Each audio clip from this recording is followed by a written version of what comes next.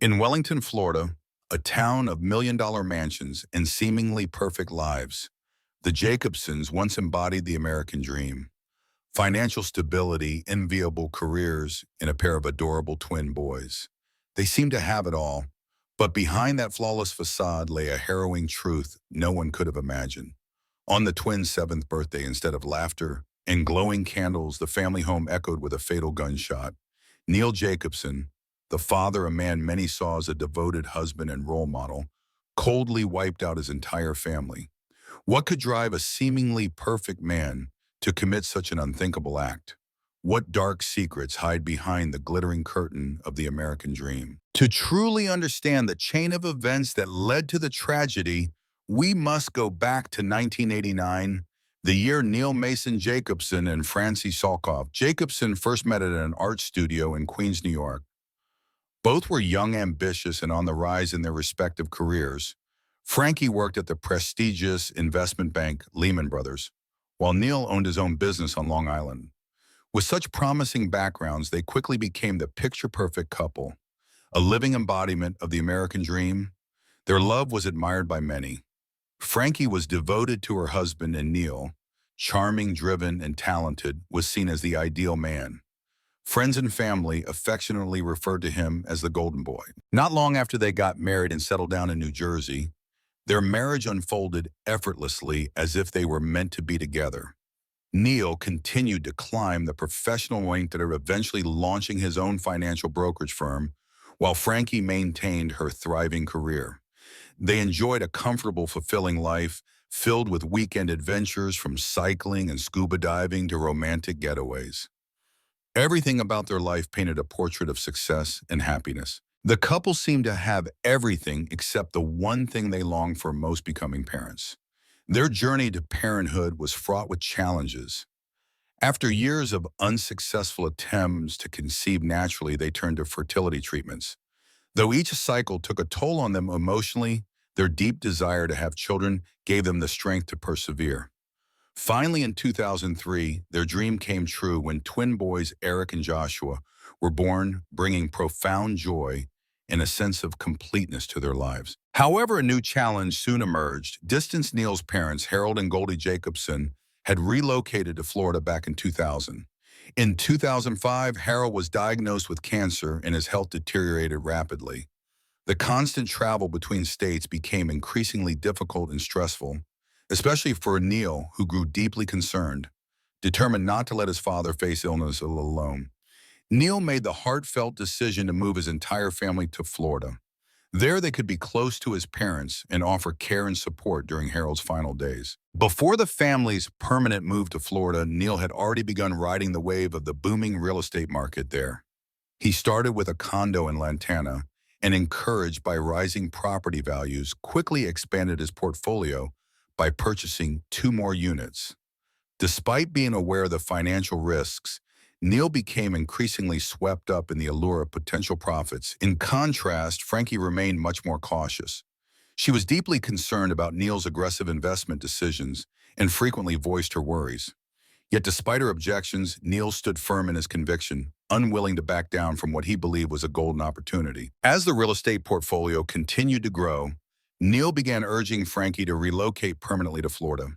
At first, she vehemently opposed the idea, unwilling to abandon the stable life they had built in New Jersey.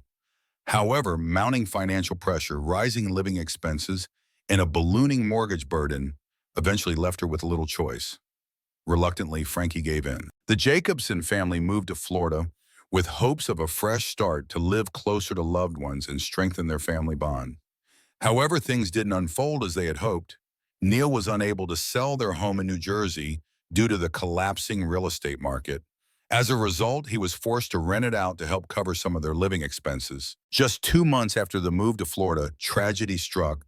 Harold Jacobson passed away. Neil was devastated. All the sacrifices he had made to be close to his father in his final days now seemed meaningless. The pain of loss cast a heavy shadow over his mind. Later on, Goldie, Neil's mother, revealed that her son had struggled with mental health issues since his teenage years. He had been diagnosed with obsessive-compulsive disorder, OCD, and had always lived under the pressure of being perfect. That pressure lingered for years, quietly growing until it eventually drove his life into a dead end. At that moment, the Great Recession struck Florida with full force. Neil, once a successful mortgage broker, suddenly found himself trapped in a financial nightmare.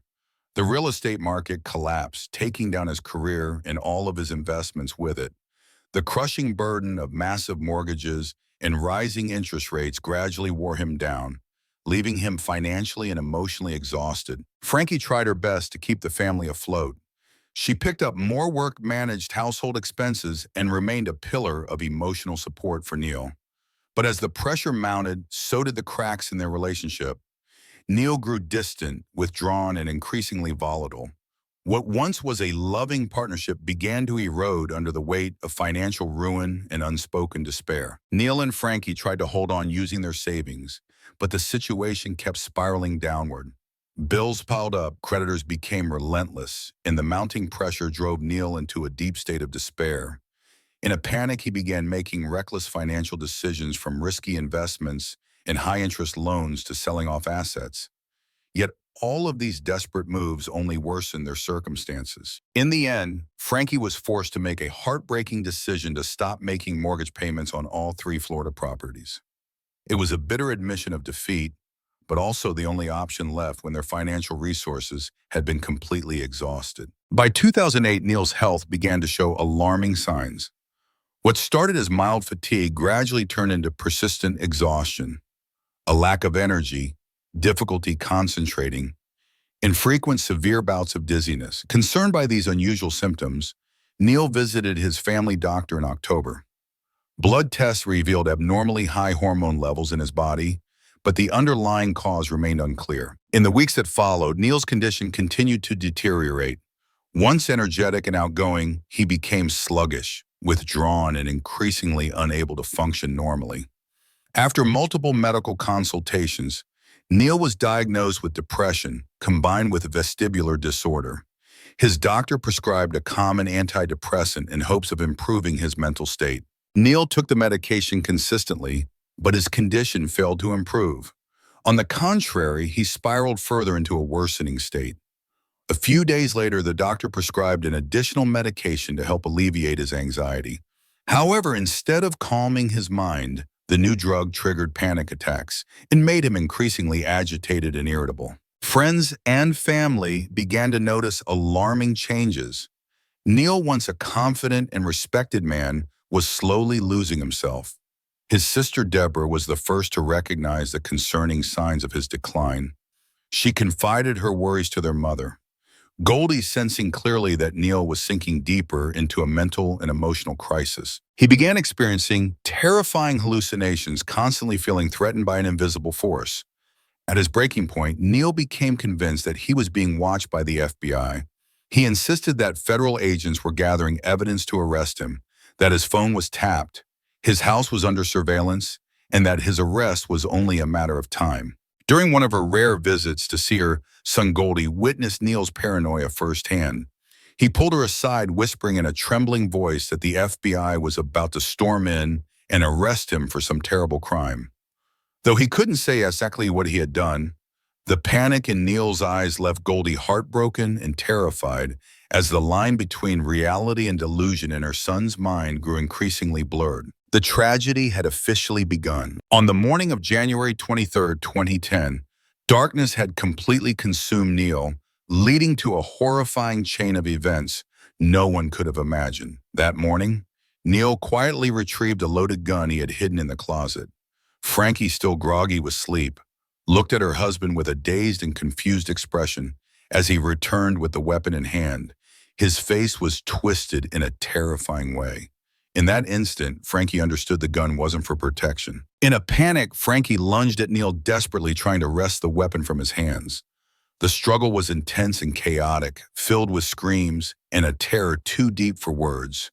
Neil lost control, delivering a brutal punch that broke Frankie's teeth and severely injured her arm.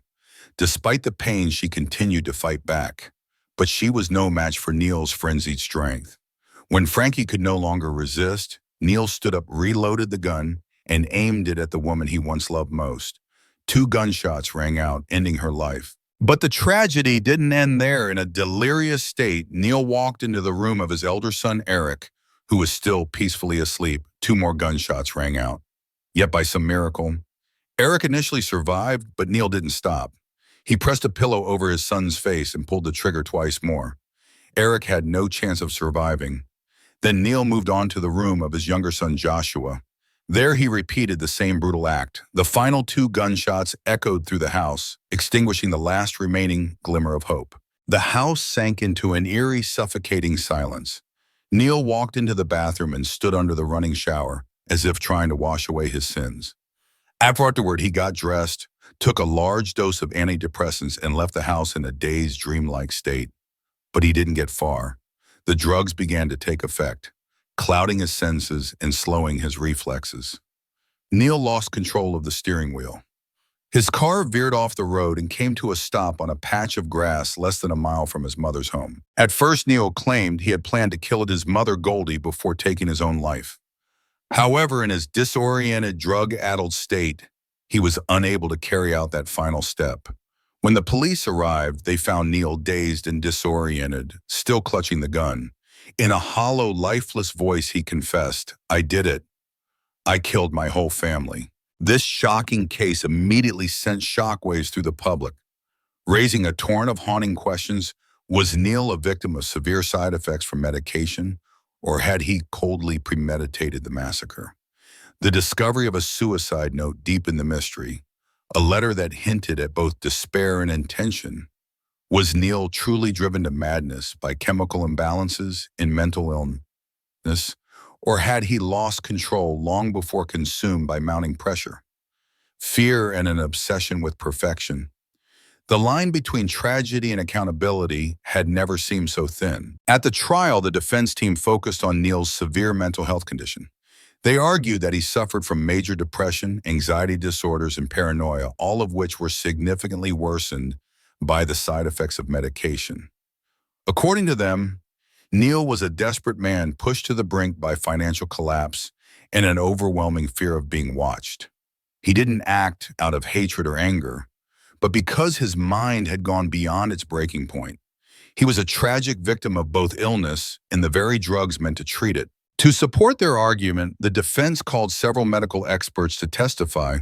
They highlighted the dangerous effects of combining Zoloft and Xanax, the two medications Neil had been taking. The experts explained that high doses of these drugs could cause severe mood swings and in some cases lead to hallucinations and uncontrollable behavior. The defense also cited a series of disturbing behaviors leading up to the crime, including social withdrawal, paranoia, hallucinations, and an intense fear of being watched as evidence that Neil's mind was no longer rational. They emphasized that Neil had always been a devoted husband and father with no history of violence.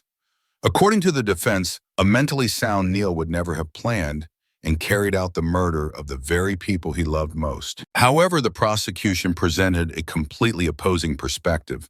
They argued that Neil was not a victim, but rather a desperate man who had deliberately planned the murders in advance.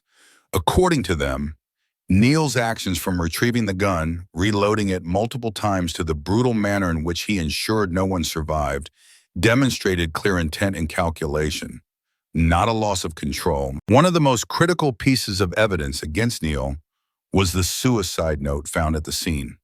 The letter was clear and coherent, indicating that Neil had carefully thought through and mentally prepared for his actions.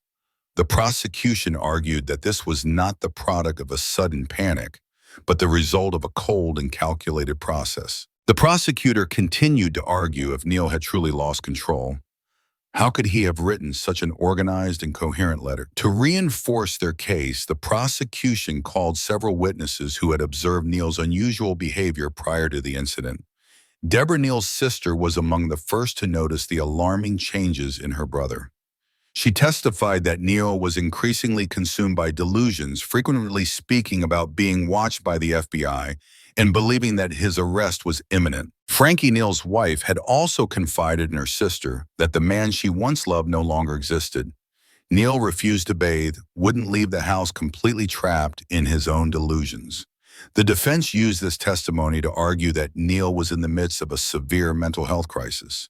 Conversely, the prosecution claimed that these behaviors actually demonstrated that Neil had ample time and opportunity to recognize his deteriorating state and seek help, but he chose not to. The courtroom grew heavy with emotion when Goldie Neal's mother took the stand.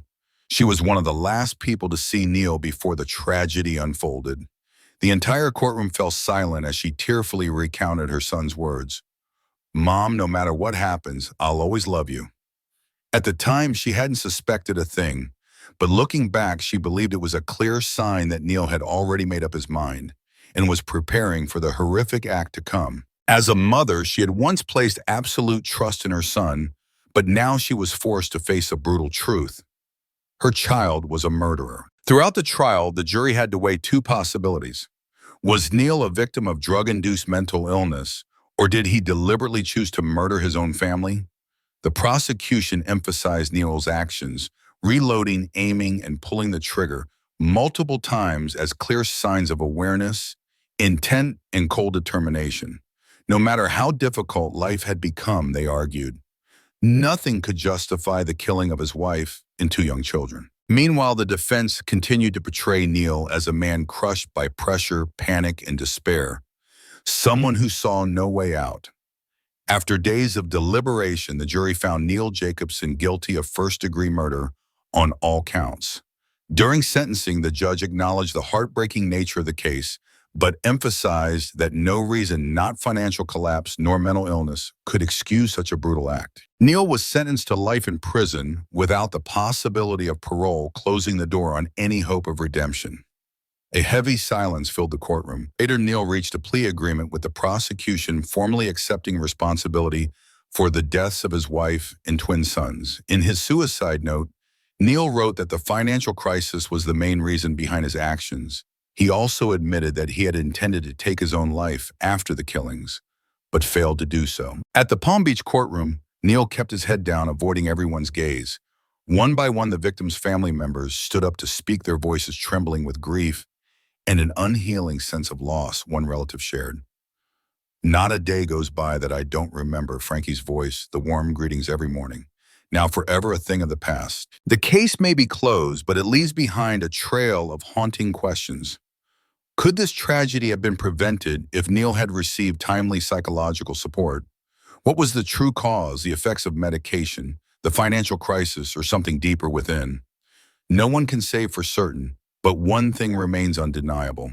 Frankie and their two sons are gone forever, victims of an unspeakable tragedy that left behind a loss no justice or explanation can ever mend. The story of the Jacobson family stands as a powerful warning about the invisible pressures of modern life and, above all, the critical importance of mental health.